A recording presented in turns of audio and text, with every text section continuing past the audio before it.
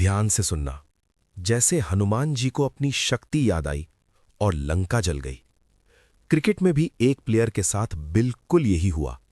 एक टाइम पे इस प्लेयर को टीम इंडिया का लकी चार्म बोला जाता था और जब तक ये प्लेइंग 11 में रहा, इंडिया ने बैक टू बैक 36 मैचेस जीत लिए। पर ध्यान देना, ये क्रेडिट उसे कभी मिला ही नहीं।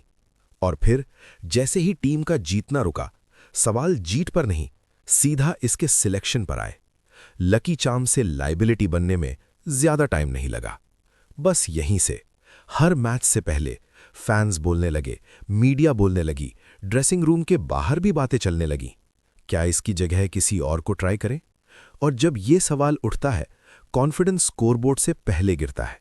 सबसे डेंजरस चीज ये थी, इसका रोल फिक्स ही नहीं था। कभी ऊपर, कभी नीचे, कभी सिर्फ गैप भरने के लिए। और जिसका रोल क्लियर ना हो, उसका गेम टूटना ही होता है।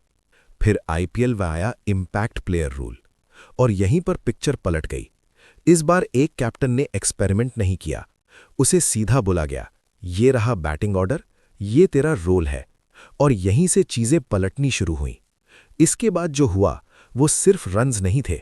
जैसे ही ये क्रीज पर आता, बॉलर्स रुक जाते, लाइन लेंथ गेस बन जाती, फील्ड सेट होने से पहले ही ओवर निकल जाता।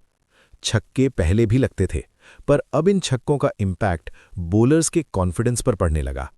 और ऐसा भी कहा जा रहा है कि टी20 वर्ल्ड कप में पाकिस्तान इंडिया के अगेंस्ट मैच इसी प्लेयर की वजह से बॉयकॉट करना चाहती थी, क्योंकि लास्ट टाइम इस बैट्समैन ने पाकिस्तान के प्रीमियम फास्ट बॉलर की ऐसी पिटाई की थी, इतनी कि उसके बाद पूरा बॉलिंग प्लान ही हिल गया था।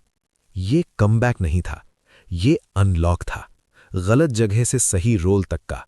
और जब ये प्लेयर आ जाता है, सवाल ये नहीं होता क्या सरवाइव करेगा, सवाल होता है कितनी देर में मैच खत्म करेगा।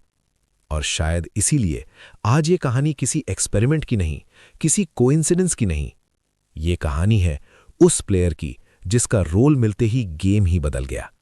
Main with the golden arm, Shivam Dubey. क्योंकि कुछ प्लेयर्स स्कोर कार्ड पे नहीं, सीधा ऑपोजिशन के दिमाग में एंट्री लेते हैं।